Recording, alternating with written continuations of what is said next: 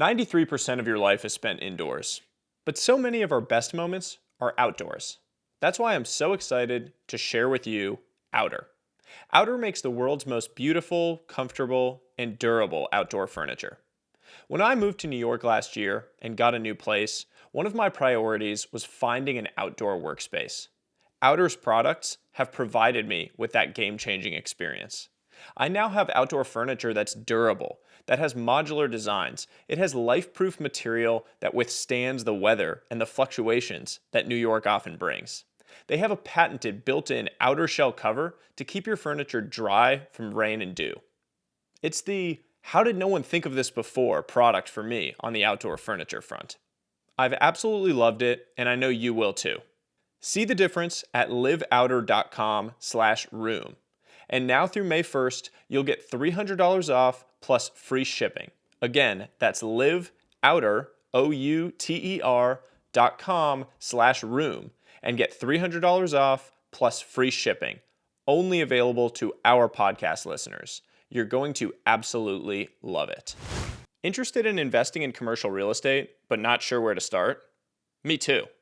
Well, Lex has created a new way for you to invest in real estate. Lex turns individual buildings into public stocks via IPO, so you can invest, trade, and manage your own portfolio of high-quality commercial real estate. Any U.S. investor can open a Lex account, browse opportunities in various asset classes such as multifamily and office buildings, and buy shares of these individual buildings. Lex opens up direct and tax-advantaged ownership in an asset class that has previously been inaccessible to most investors. Get started today and explore Lex's live assets in New York City and an upcoming IPO in Seattle.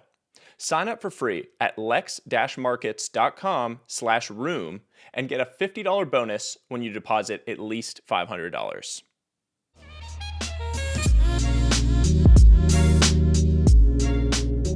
What is up? How you doing, man? Good to see you. Good to see you. I feel like it's been a week or two since we've gotten on one of these, so I'm glad we're back. Totally. I've got a list. Yeah, you got a list? I've got a list, man. I mean, well, first off, since we last recorded, the world has exploded, in a lot of ways, in a lot of tragic ways, as I'm sure everyone is well aware at this point with everything going on in Ukraine and Russia, and a few things related, on the kind of the more the business side of that I was hoping to chat through today.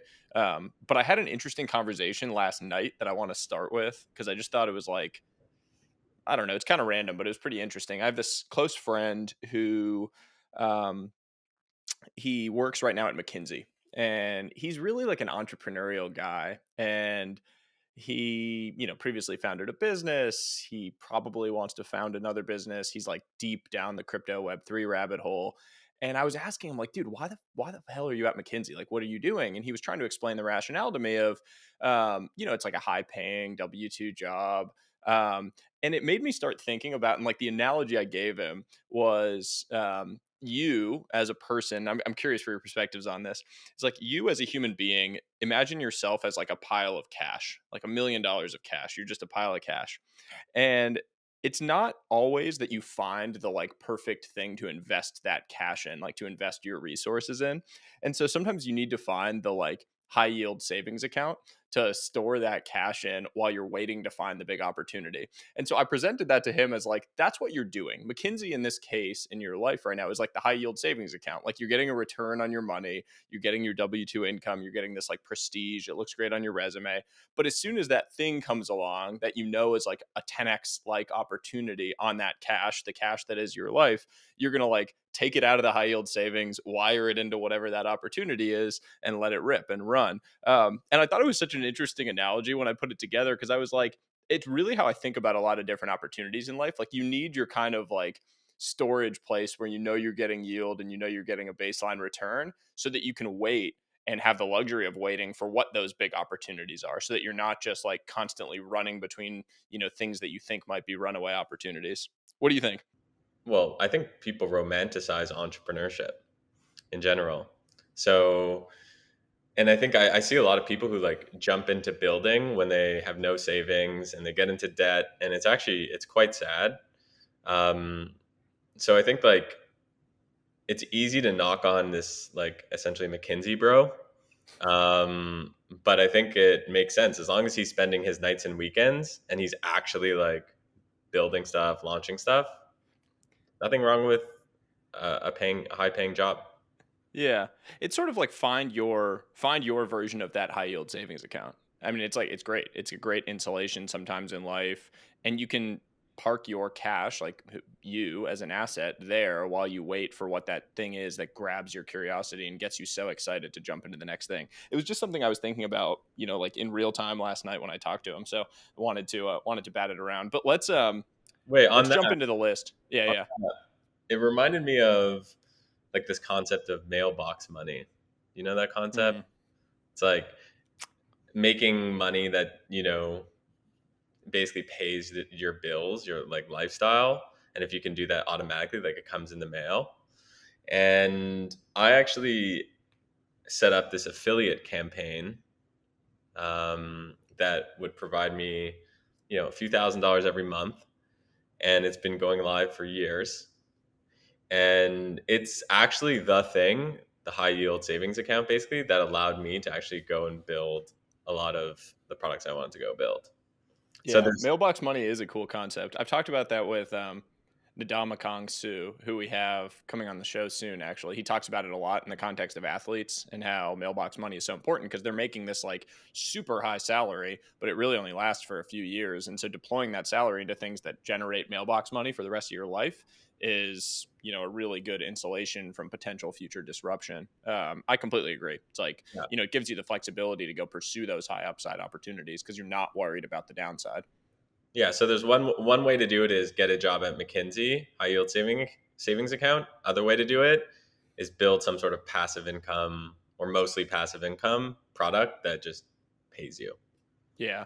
The one thing about passive income that a lot of people don't talk about, like passive income has become this meme where like, everyone on TikTok is like, here's how to generate $10,000 of passive income a month, whatever.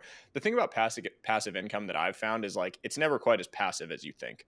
There are very few things that are truly passive. Every now and then, maybe you come across something or you've been very elegant in designing something, but most income, if you want to keep it going, there's like more time involved than you think. And so the other thing I would just caution people against is like the idea of passive income is almost like a misnomer in and of itself. There's going to be some time and some, at least like headspace allocation that you have to put towards it. So be mindful of it as you continue to build.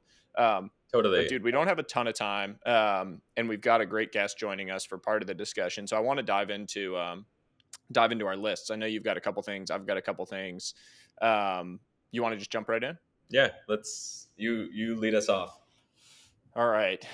So I've got a few things on my list. I want to start with crypto and Ukraine. And I don't want to wade into the territory of people trying to opine on military strategy or anything that's happening from a geopolitical context. But the crypto side of this is fascinating to me. Um, and really, what I'm referring to is the fact that crypto donations have been accepted by Ukraine and are flowing in insane amounts into supporting Ukraine in this battle against Russia. And I think the most recent numbers I saw before we were recording was like something like $60 million of crypto assets had been raised, and like people had donated. Someone donated a CryptoPunk. Gavin Wood, the founder of Polkadot, donated like $6 million of crypto. So it's this amazing show of force from the kind of Web3 and crypto community and coming together and supporting this. And it's so counter to the broader narrative of like crypto is for fraudsters, scammers, criminals, degenerates, etc. So I'm curious for your thoughts on it. Well, I think, and it actually goes back to what we were talking about around passive income and active income, which is people just like to bucket things into one category. It's either active income or it's passive income. It's either for criminals or it's not for criminals. And Everything's black and white. everything is black and white. And the reality is that everything lives on a spectrum.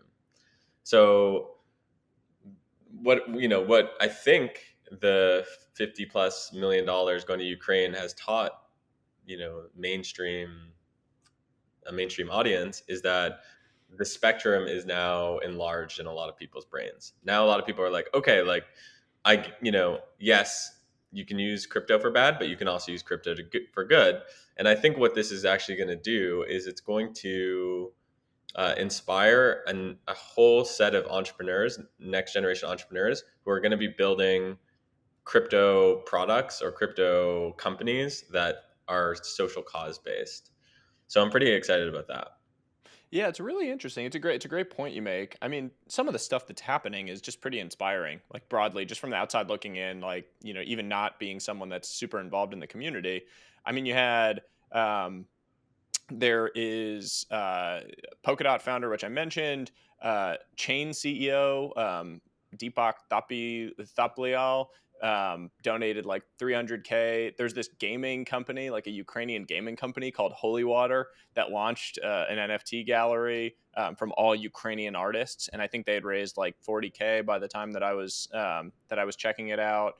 There's such like really amazing things. There was a Russian national actually living in the U.S. who recorded a video burning her Russian passport and was auctioning it off and donating the proceeds to the struggle in Ukraine. So I think it's just this amazing thing of like innovation kind of coming together with this situation where it's opening up new inroads to supporting people. I've seen people like paying for Airbnbs in Ukraine. Um, I mean, using these different vectors to support people is just a really interesting thing that's happening. I also just think, and I texted you this or texted our group chat this earlier, how crazy it is that I think Vladimir Putin is probably the highest dislike to like ratio in human history. Like if you were to go, there's 7 billion people in the world or whatever the number is. If you were to go ask people, like, do you dislike or like him? I think he probably has the highest ratio of dislikes to likes in history, which is like being the most unpopular human being in history is kind of wild. Yeah, it is wild. I mean, well deservingly, for sure. I think. Yeah. Um, What about what about the big tech side of this? That's like the other side that's been in the news a lot is like how tech companies have responded and how business has responded in general and kind of pulling out of Russia. Like you've seen, Apple announced they were closing operations within Russia. They don't have any Apple stores there, but they were shutting down, sales through any kind of third parties.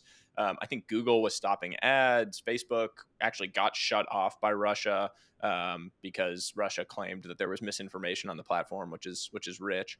And you had TikTok. I think just announced that they were going to shut down streaming in Russia because there was some law passed by Russia that said like fake news couldn't be disseminated on the platform. So TikTok shut off. There's all this like, reaction from the tech community. The cynic in me says, yeah, well, the ruble, the Russian currency is basically going to be worthless, and so doing business there actually doesn't make sense. And so you can take the PR win of like, hey, we're not doing business in Russia, when the reality is you didn't really want to be doing it economically.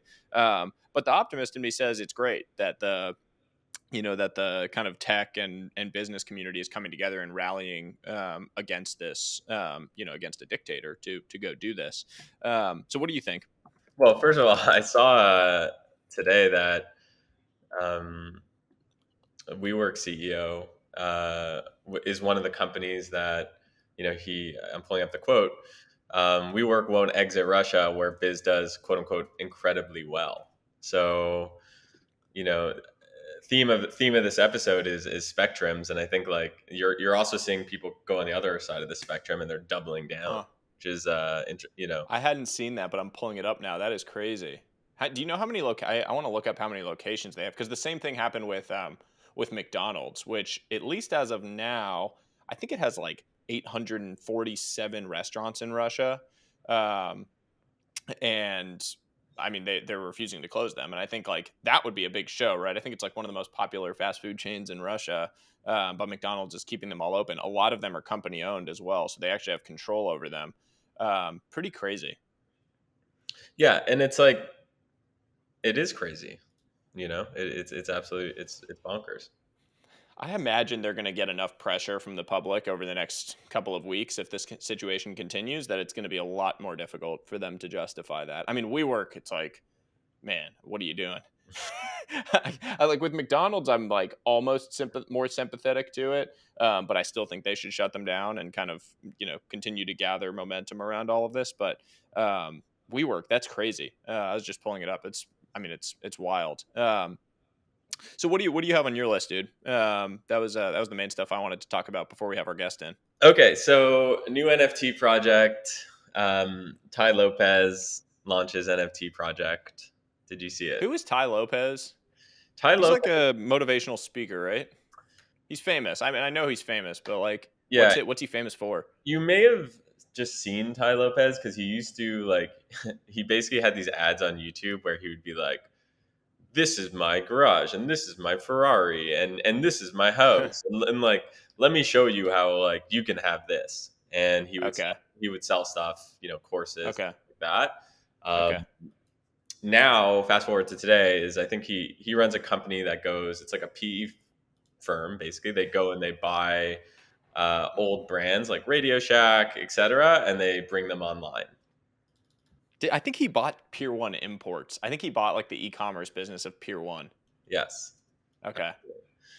So that's Tai Lopez might be Vladimir Putin is the most hated man in the world. Tai Lopez might be one of the most hated people on the internet. Um, Really? I But think he's also really loved. Like he also has this like massive fan base of people that are obsessed with him, right? He's just polarizing. he's polarizing. He's Okay. very very polarizing. Um, and I don't know enough about like Tai Lopez if you're listening to this like, and I know you follow me on Twitter, so like um nothing, I don't know enough about the situation to be like you're a bad guy or a good guy, but there is that perception around that he's kind of like a schemer.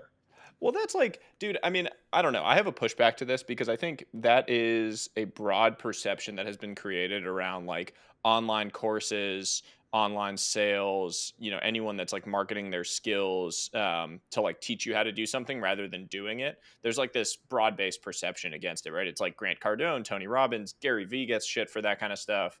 But like Ty Lopez has 1.5 million subscribers on YouTube. Like he must be doing something right. And the thesis around buying, dated consumer businesses, modernizing their e-commerce stack, and kind of reviving them is actually like a pretty sound fundamental thesis around business. Yeah, I think yeah, no comment on Tai Lopez, good guy or bad guy. What I wanted to comment about is his new NFT project. So, did you see it? No, I haven't seen it. Tell me about it. I'm going to pull it up while you're talking. So, it's called Original Garage, and basically what it is you buy an NFT and you get to do things with Tai Lopez. So I'm pulling up a tweet that I saw. It's from this guy Eddie is Kongs. Hey, at Tai Lopez, legit question. Why would I pay 30 to 40,000 to watch a movie with you, or 80 to 90,000 for your WhatsApp? Who do you think you are? You def have a shady reputation, and doing this only adds more fuel to the fire. I respect anyone wanting to add value to NFTs, but this is just not the way. So he got a huge blowback from the crypto community around, why you selling, these very expensive NFTs to go and hang out with me. And Farouk, who's an amazing follow on Twitter, if you're not already following him, it's just at Farouk. He's the founder of Rug Radio. He's really well known in the crypto community, and he got in a fight with Tai Lopez on Twitter. Um, and here's the tweet. Um, basically, Farouk was saying was kind of being like, this is very cash grabby, and then Tai Lopez tweeted, but if you buy my NFT, you can come to another one of my pool parties at Farouk. And there's a picture in 2016 of Farouk and Tai Lopez at this party. So a lot of drama in the crypto Twitter space. What do you think? I have a lot of thoughts here. So I don't know Ty Lopez at all. I think he follows me on Twitter. I get, like there's a lot of general animosity towards like people that have made a lot of money selling courses and, talking on the internet, etc. I don't know anything about Tai Lopez. I've never watched any of his videos. That plus there's a lot of animosity in general towards cash grab NFTs, right? Like the NFT boom that happened in the like earlier days of NFTs, like kind of earlier part of 2021, that precipitated a bunch of people to do these. Like there were cash grabs, lots of cash grabs. And I feel like now we're kind of into a place with the NFT landscape where, at least for me, I don't see as many things that I'm like, wow, there's nothing to this. Most of the NFT stuff that at least I'm hearing about or that's like generating buzz, it feels to me is more unique. Like at least has some edge. There's some roadmap. There's some like something interesting about it, or like brands are trying to drive interesting extensions or work on things. It feels more like an idea laboratory to me now than like a cash situation where people are just trying to make money. And so I think this situation is like it's a collision of two really hot button issues. Like one being, Tai Lopez's perspective, reputation,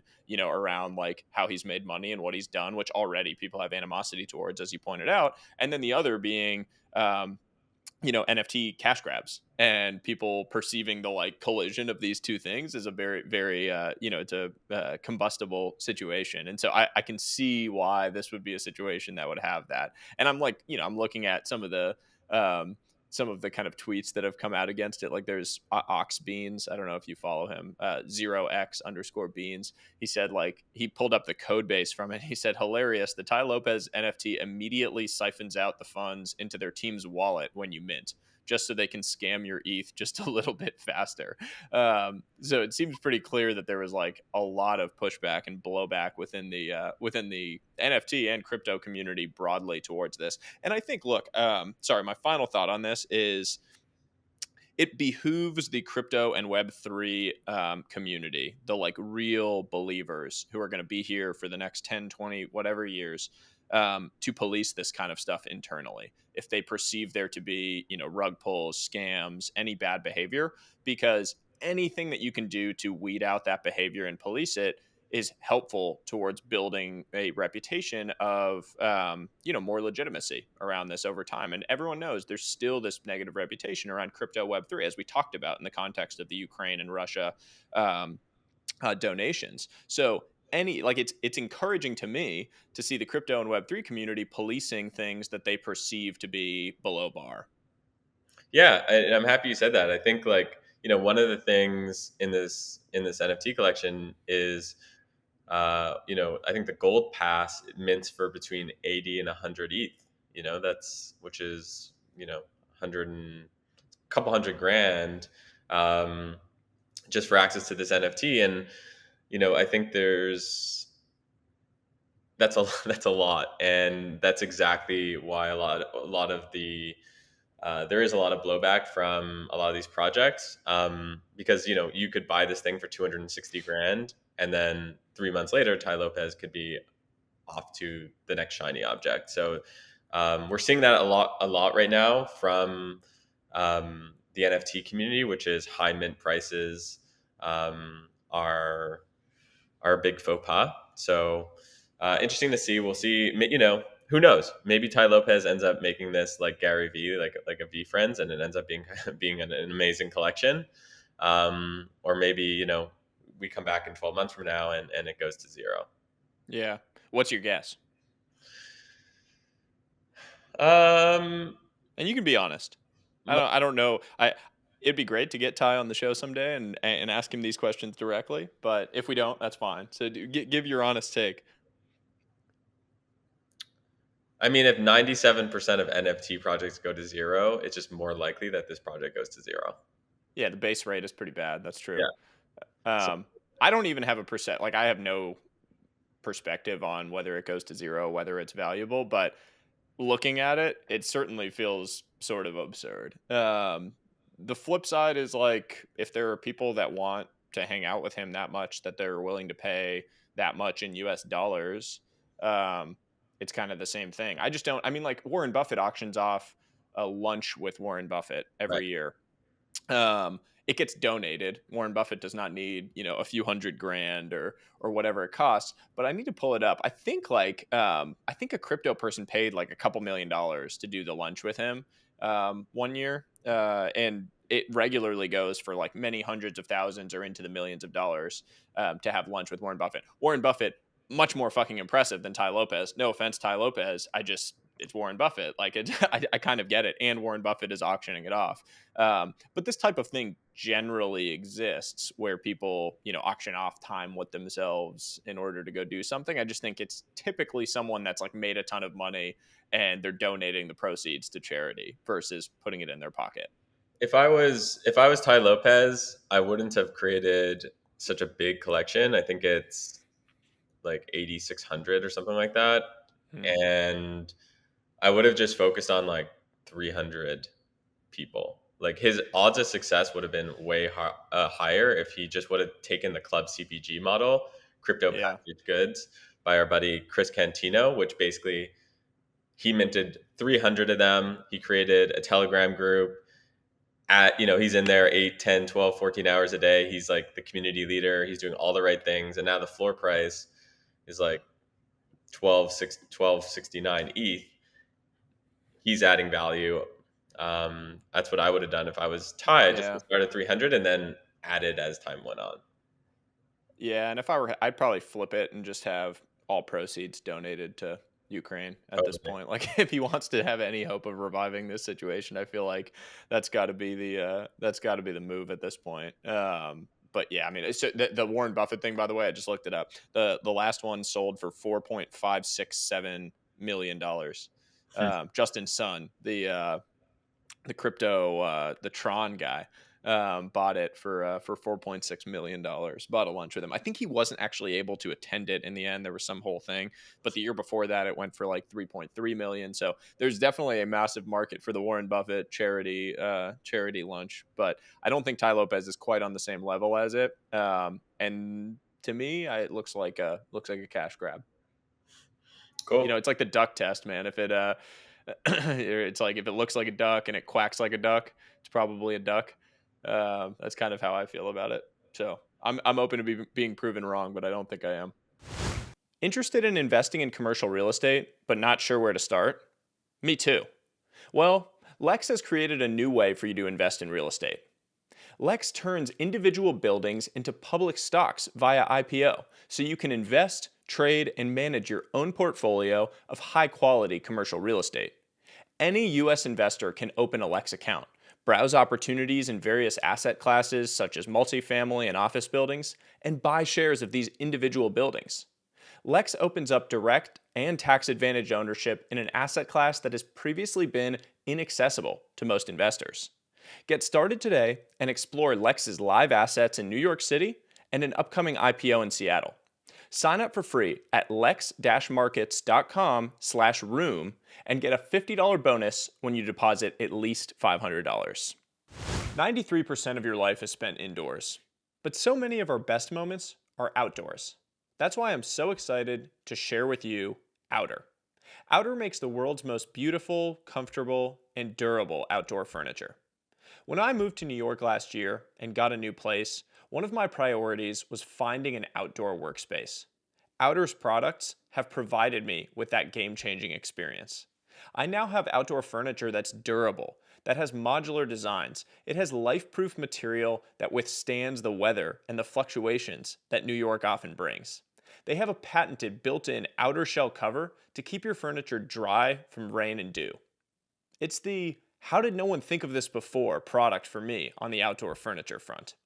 I've absolutely loved it, and I know you will too. See the difference at liveouter.com/room.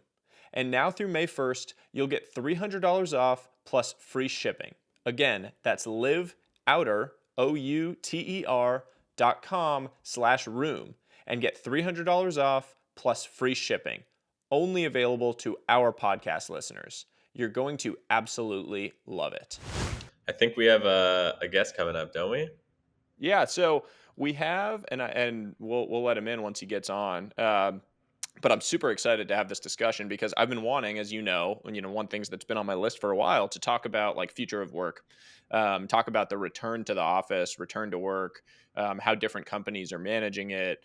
How the market is going to decide whether fully remote or fully in person or hybrid is the right model and what works best for startups, for big businesses, etc. And I couldn't really figure out who the right person was to have the discussion, and then it came to me when I read this Wall Street Journal article about Matt Mullenweg, who I think or you've met at some point in the past. But Matt, he was actually the creator of WordPress, so he's like an open source OG. Has been around for a while, is like an amazing entrepreneur, and now he's the founder and CEO of Automattic. And the company's, I don't know, it's what, like a multi-billion-dollar company today, has grown incredibly. But I recently saw this article that was entitled, "This CEO lets his employees work whenever they want from wherever they want," and it was like the future of everything section in the Wall Street Journal. And so I just realized this is the guy we have to have on to have a discussion around this. Yeah, absolutely. I'm excited to chat with him. I met him many, many years ago, so we'll see if he remembers me. Yeah, he's I mean, he has an incredible background. I actually, looking it up, Automatic is actually the company behind WordPress. So it's not like some new iteration. He's continued building off of that open source foundation. Yeah, I think what I'd love to learn from him is, he's been doing remote since before remote was cool. And I know that he's got a lot of like processes in place for meetings and just running a smooth, you know, operation. Mhm. So I think a lot of us listening, and I run a remote company, and I'm always trying to figure out how can I make it, as fun as possible, and yeah, and I know that he's done that successfully. So I'm here to learn.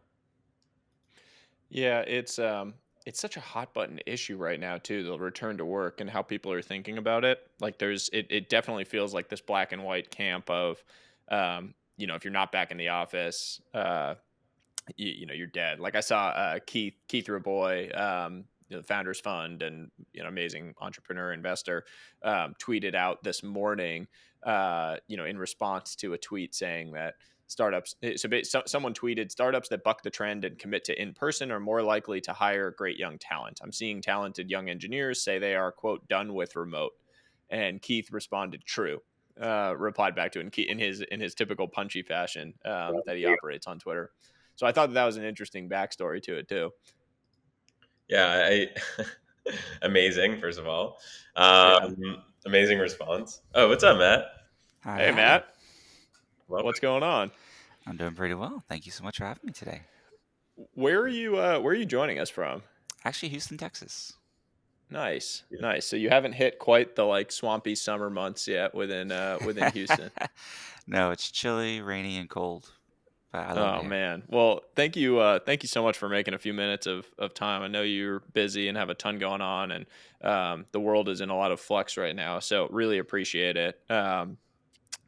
This is super casual. We don't consider this an interview show by any means. We really just like to have amazing people like yourself come on and join us to jam on interesting things. And so one of the things we've been talking about a lot has been the future of work, right? Like Mhm. what happens upon this like reopening of the world that it feels like we've been talking about now for 2 years, by the way, and finally maybe now we're starting to get to it. But I first came across you in this Wall Street Journal article that you're probably been sent a million times that was talking about your perspectives on where the world is going. And it was talking about how you let your employees work asynchronously from wherever they are in the world.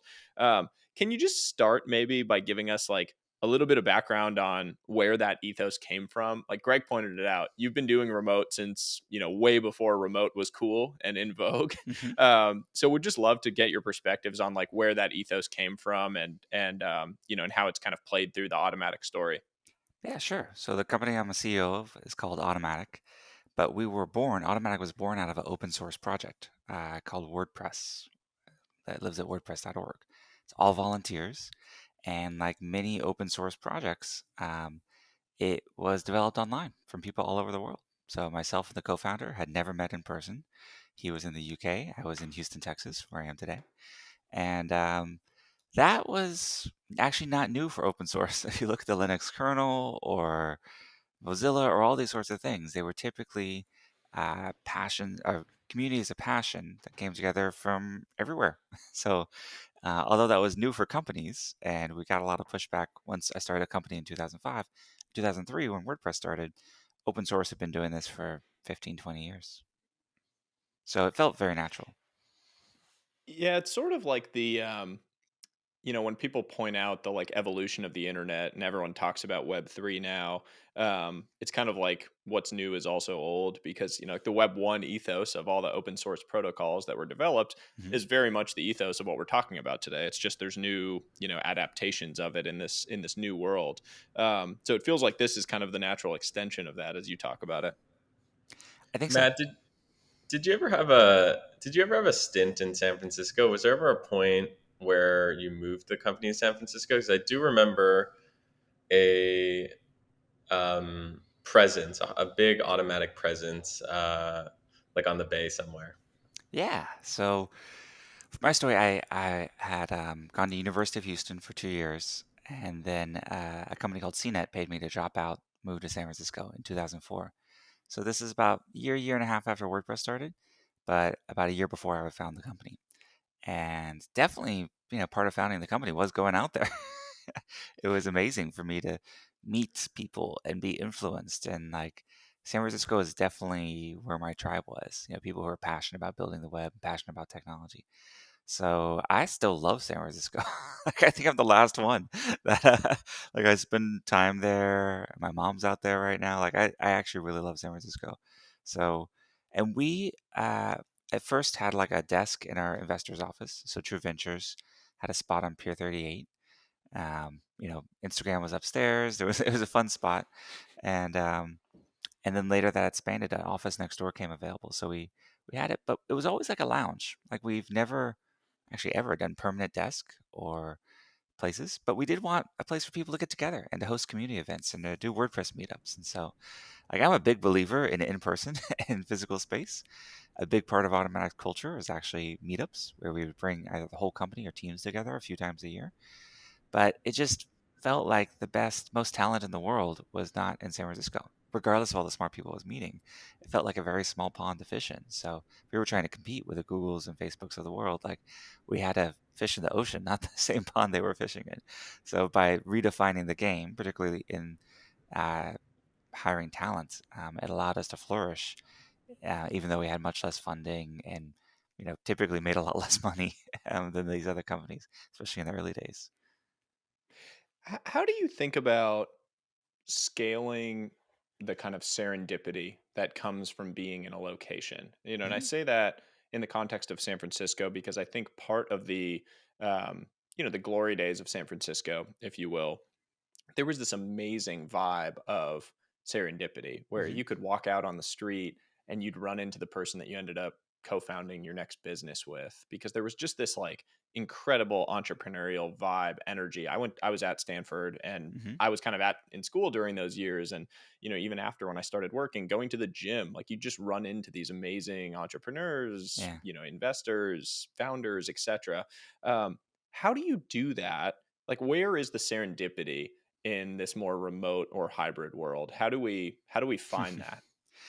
Twitter, like the exchange of ideas. Now there is something to be said for like your kids going to school with someone else, or like that is cool. But I think for the like exchange and debate of ideas, that moved online 10, 15 years ago. Because through blogging at first, and then microblogging with Twitter, and like all these other things, like that was where the ideas were shared and debated and everything, and where the fun was. And so now, like even like I'll go to dinner in San Francisco and people are talking about the essay they read online. They're not talking about what, Mark Andreessen said to them at the gym. They're talking about the thing he posted or the new article everyone's talking about, or the latest newsletter. That's what's I think pretty exciting about it. The latest podcast like we're on right now, you know, that you don't have to be in San Francisco to listen to this. I do have a confession to make. So many years ago, Um, I met you actually at a jazz show. Oh, cool. So I met In you. SF? So I was living in Montreal at the time, and you were there for the jazz festival, I presume. Totally. Yeah. And I met you, and it was like the first time. What you were one of the first people that I. You were like I was, I live in San Francisco. I work on this thing called WordPress. I knew about it, and that serendipity actually happened. Um, Hmm. and actually, what ended up happening is I think you might have introduced us to someone on our team, on your team. We ran an agency, and we helped some companies actually move from their custom CMSs at the time to WordPress. Awesome. And one of those projects was the TechCrunch redesign. I don't know if you remember that Yeah. project. And we worked on it. And that actually is what put our agency on the map, which helped put me on the map, Huh. which helped like steamroll my whole life. That's awesome. So the yeah, What a cool thing. yeah. So so I believe in the serendipity of the internet, and I Mhm. also believe in the serendipity of like in person. Like, what are the odds? It's all about. I think, and I'd love your reaction to this. It's all about like increasing your probability of these encounters to happen, and these encounters can happen in San Francisco today Mhm. or a jazz show in Montreal, but could also happen on the internet. So what advice do you have for people who want to increase serendipity? Say yes. Go to parties, go to events, go to conferences, go to jazz festivals. You know, I actually used to spend every summer in Montreal because it was an amazing city. Still is, I think. And they had the jazz festival just for laughs. The something Folie, I think there was like a French festival. It was just an amazing city to be in. So I'd always rent an apartment there for like a month in the summer. But we also, a big part of the WordPress ethos is something called WordCamps, which are community organized. So that was also a reason I went to Montreal. So inspired by Barcamp, which I was kind of a co-founding associate of, we said, hey, here's a template for running an event. Do it wherever you want. Just follow these rules. Make it free or cheap. And there's been hundreds and hundreds of these in cities around the world. And I actually early on, I used to go to every single one because I was like, if someone's going to do a conference about WordPress, I'm getting on a plane and going there. So I'd fly hundreds of thousands of miles per year, go to every single one. And that was part of bootstrapping our community. So I think you can, you know, like fortune favors the prepared. Serendipity favors folks who are out there and meeting folks outside of your normal circle. You just have to balance that, I think, also with, deepening the relationships with the people you care most about. And that was probably what I didn't do as well in my 20s in particular, is because I was always on a plane, you know? And so when I go back to San Francisco, my friends would be like, "Oh, you're in town? Sorry, we didn't know." I write about this a lot. I actually Huh, recently wrote a piece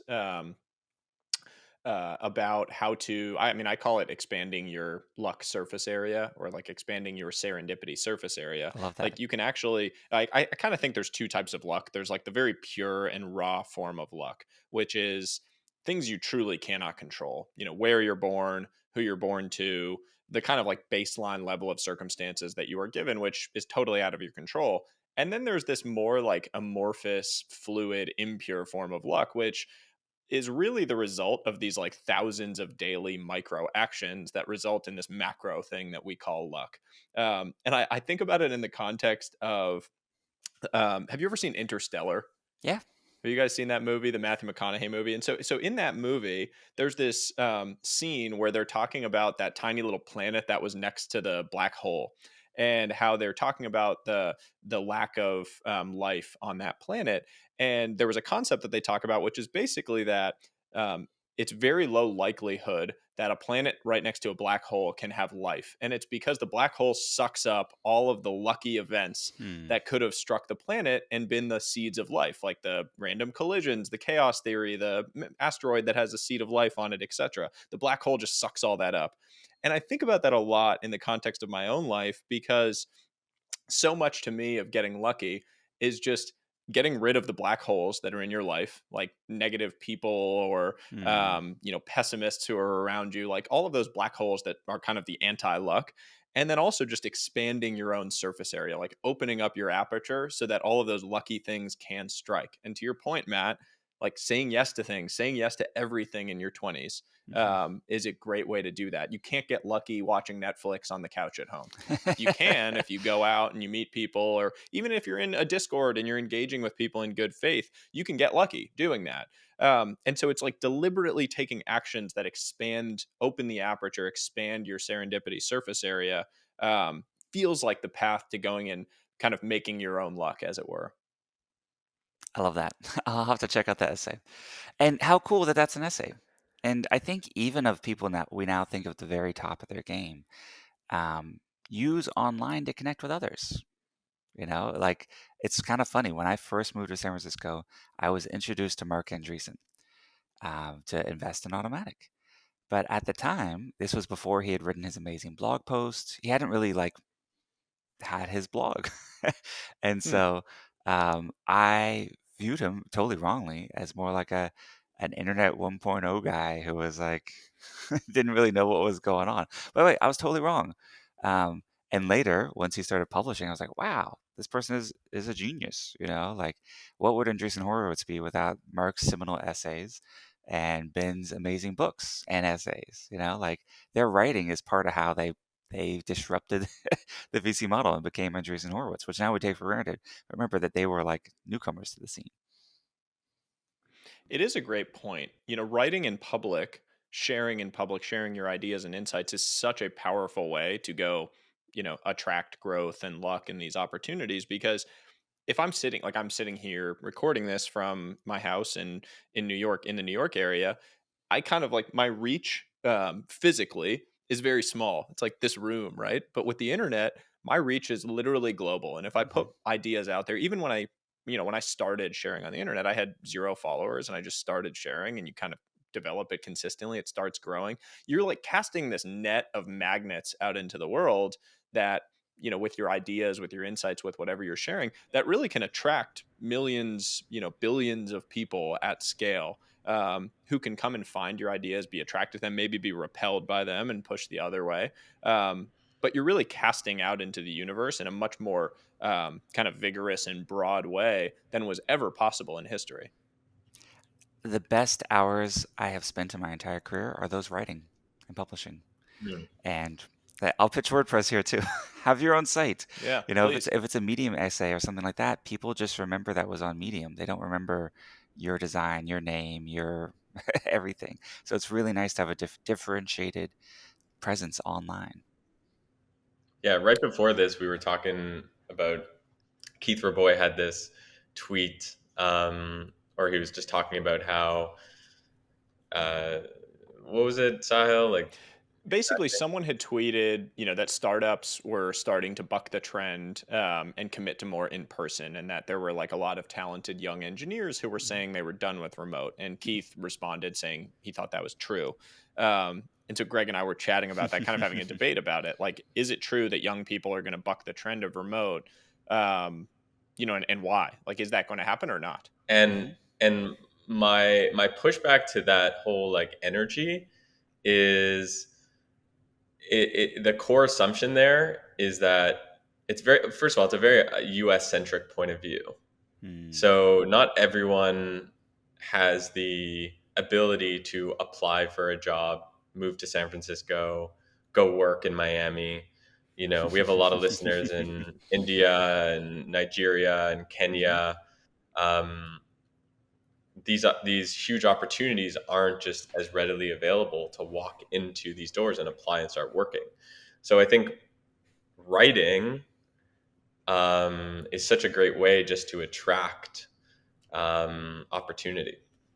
And just building, right? I mean, for engineers, your code is your code and it's a universal language. And if Mhm. you're building and developing amazing things, you will find amazing opportunities in this era. I think it's fundamentally changed, right? It used to be very much the case that talent was evenly distributed, but opportunity was not. Hmm. I think we're slowly moving towards a world, and we're not there by any means, but we're slowly moving towards a world where opportunity is evenly distributed. And that if you're a kid born on the street in India, but you have the internet and you teach yourself to code or to develop or write, you'll have as many opportunities as a kid, born in Greenwich, Connecticut, that goes to private school and gets into Harvard. And I think that's a noble mission that we should all, be in favor of. A world where everyone has kind of equality of opportunity. Where I'm a capitalist, and so I am Hmm. all for unequal outcomes, because I think that performance and doing well, like, you should be rewarded for outsized performance, um, but equal opportunity with unequal outcomes. And I think companies need to evolve to take advantage of that new global landscape. So something we didn't do when we started, but we switched in like 2012, 2013, was paying the same salaries regardless of geography, right? It's the same work, it's the same job. You're creating the same value for the company and the and the customers. So you should make the same pay.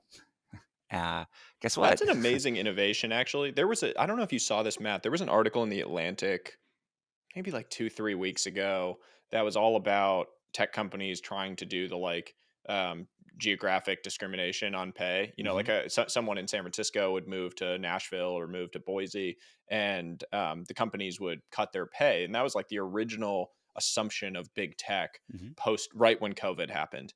And then I think a lot of them got a ton of pushback to it. Now they're adapting to it by saying, like, you're not going to get the same pay increases. So you're not going to get cut down, but you're going to have less opportunity to accelerate and grow, because there's going to be like pay bands based on where you live.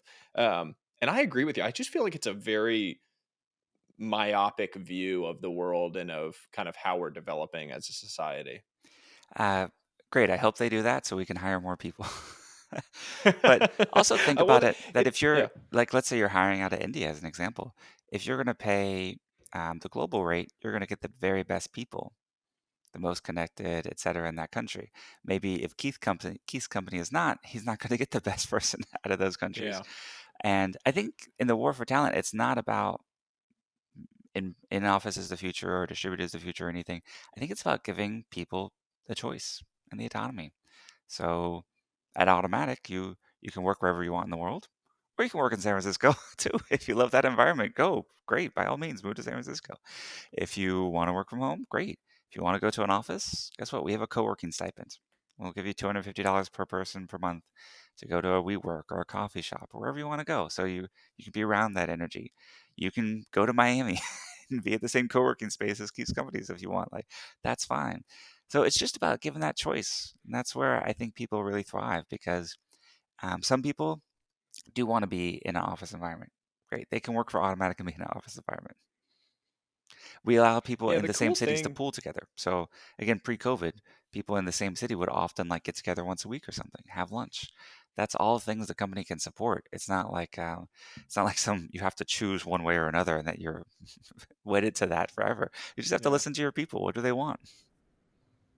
The cool thing about a lot of this too, what you pointed out, is the market will decide, right? There are going to be companies that do this. There are going to be companies that say, no, you have to be back in the office 5 days a week and work, synchronously and the old way, the kind of industrial era Mhm. style of work. And then there are going to be companies that, like Automatic, take a much more forward thinking perspective on it, and the market will decide. That the best talent will flow to the places where they want to work, where the environment is what they want to work in, and the companies will either do really well or they won't. And we'll know, in the next 5, 10, 15, 20 years, um, we'll know what the future of work looks like, because the market will determine it in a lot of ways.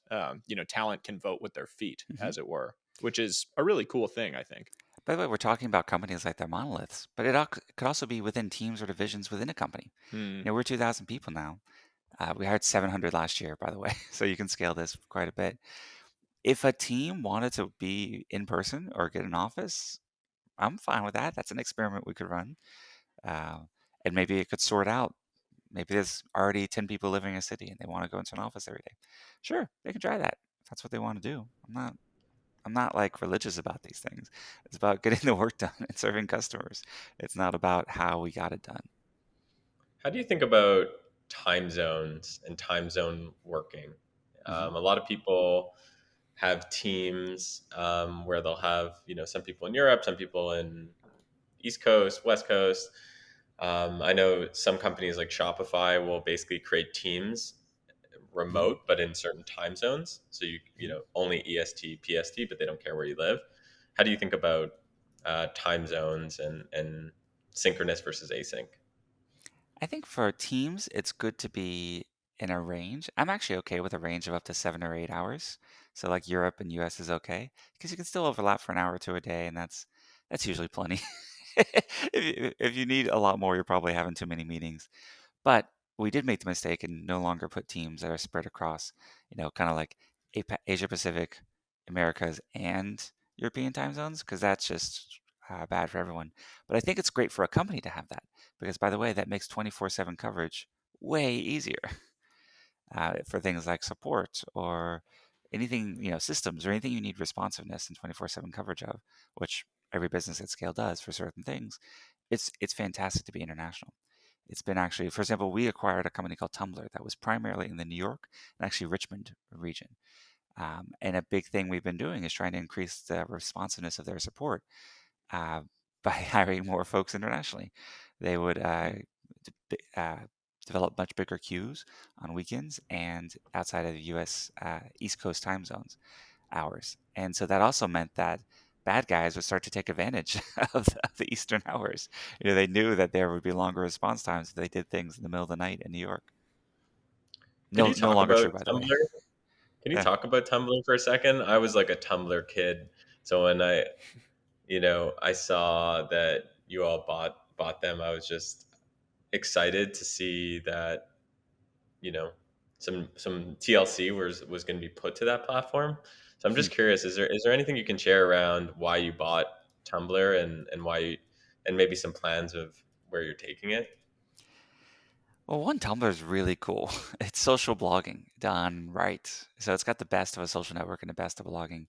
Um, it is majority, so 55% under 24 and under. So it's a young blogging network, which is neat. It's different than WordPress's demographics. It's primarily mobile, 85% on mobile. It's still doing tens of thousands of signups per day, very active.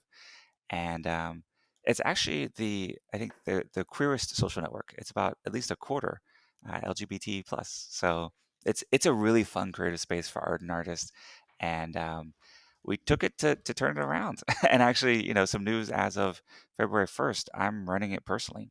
So I'm day to day running Tumblr as CEO. Um, Working on the product, working on the design, working on the tech, working on everything. And so hopefully we can accelerate the pace of iteration and be something. If you haven't used it in a while, I strongly encourage you to check it out, reinstall it, and try it out again. It still has a purely chronological feed, so we need to make that the onboarding experience better. But when you get your feed dialed in, it's one of the funnest places on the internet.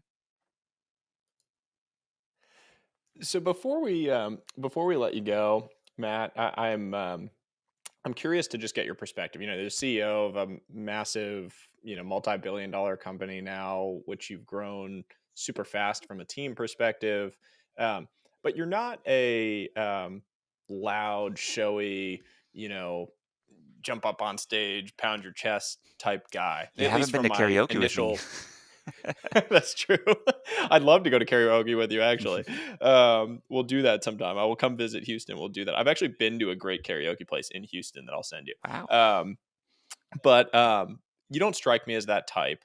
Can you just give us a couple of like your kind of realizations or lessons on leadership that have allowed you think, to be successful, or what you've learned along the way, maybe that you've changed your mind on as it comes to leadership? Yeah, I know we're at time, but I guess the main thing is that I am not like the rah rah run around on stage CEO. And I used to really try to change myself to be, and it just didn't feel natural, didn't feel authentic. But that's the whole point of an executive team is you can hire people who are great at the things that you're not. So as you grow your team, your company, I've especially looked for folks who are maybe a bit more outgoing in that way, or a bit more like certain in how they talk about things, where I might be like a little more soft spoken or nuanced or academic sometimes in my speech. So yeah, just look for that. But do you. It's a great realization. So when I tried to Yeah, no, change, it wasn't as good. it's a great one. And I apologize. That's I gotta great. Well, run. thank I you so got much. a meeting. Yeah, no, I I gotta get to. appreciate it. Thank you so Thank much. you so much for joining us. Join our free community at trwih.com.